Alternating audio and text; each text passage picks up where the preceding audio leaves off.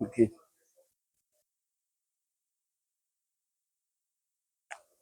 Dinhi mamalingke si Jesus Firmino. Ano, pero siya nagtubok. Oops. Ha? Furniture man na iyahan ng production. Siya may tighimog bangko, no? Si Jesus. Adre chef niya. Oh, the son of the carpenter. Hello. Assalamualaikum. Assalamualaikum. Waalaikumsalam. Alhamdulillah. Alhamdulillah.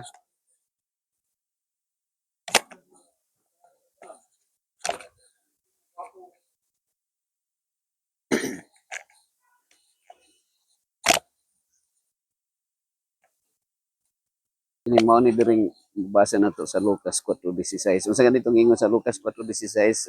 Asal ni Ginoong Hesus. Adto sa sinagoga. Panahon sa adlaw nga ipapahulay. mm, Sa Nazaret. Nasaret. Diin siya nagtubo. Layo-layo, no? Gikan sa ano, Bethlehem.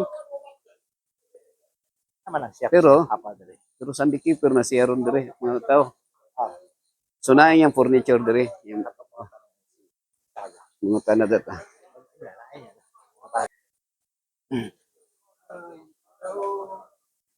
Hello, hello. Where are you? From Philippines.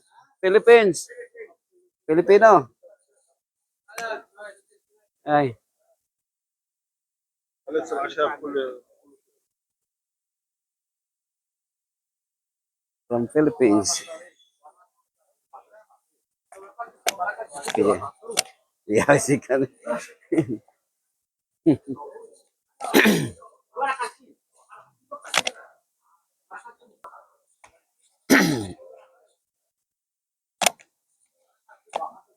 Dad ko ilang ko, no?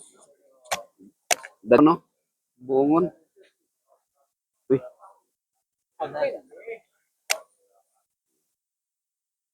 ang papa ni Jose, papa ni Jesus nga kwadre. Diri siya nag himog ana sa furniture. Oh, gapa siya, no?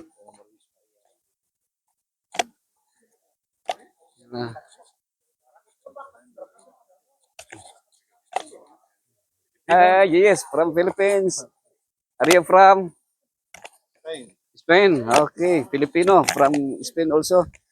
King Philip II is the discoverer of the Philippines.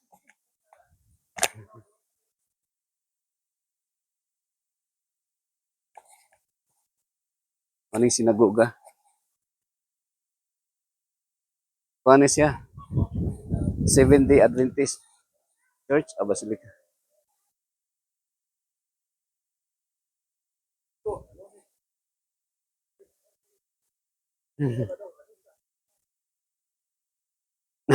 Isa lang.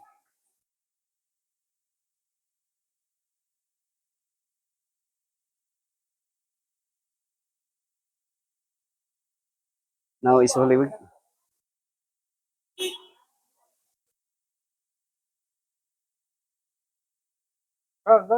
Ay, kapag laong. Kapag laong, sir.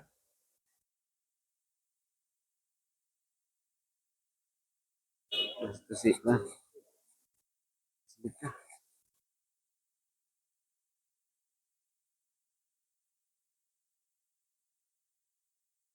Ang lidako ng sinagoga, no?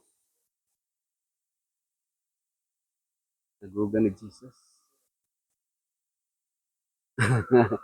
Si Maria, no? Si Maria model. No, picture niya. Hindi ka man naman.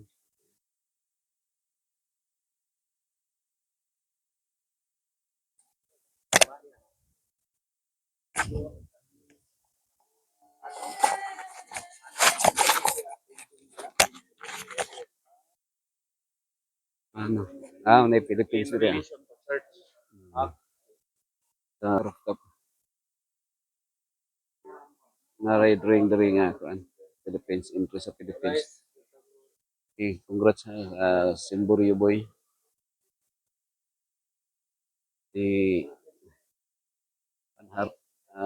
Walter Simburio. There is na entry here for pagbati ng anghel from Philippines.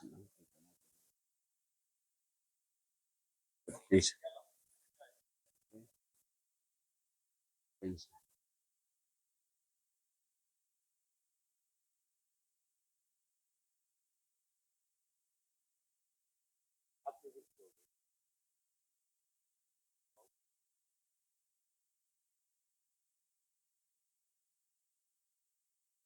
Thank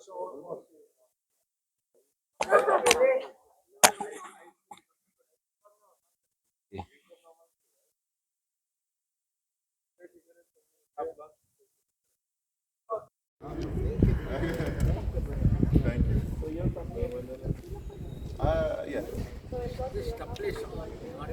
Yes. We want you. Today I will be, no what you in my house. Spaghetti. Is there WC here? Up on top, right over there. Later we're gonna go up on top, but we're gonna go through the church. Friends, first of all, this is modern day Nazareth, and you can also see the beautiful basilica which is over here. This basilica was built in the year 1969, and it has the capacity to fill up 4,000 people at once. And this was also built by the Franciscans. Now, why did I let you stand here? Okay, I know because I want to speak about the history. Okay. Every place in the Holy Land, almost all the churches in the Holy Land has this cross, the cross of Jerusalem. You can see it, the red and white, the red cross, right? Yeah. Now, you are standing on the 4 small crosses. The central cross is called the cross of Jerusalem or the cross of the Crusaders. Okay? And when the Franciscans came, they added 4 small crosses. They adopted the cross of the Crusaders, and they added 4 small crosses on the side. Why? Because they believed that after Pentecost, the apostles, they spread to the 4 corners of the world. They spread the good news.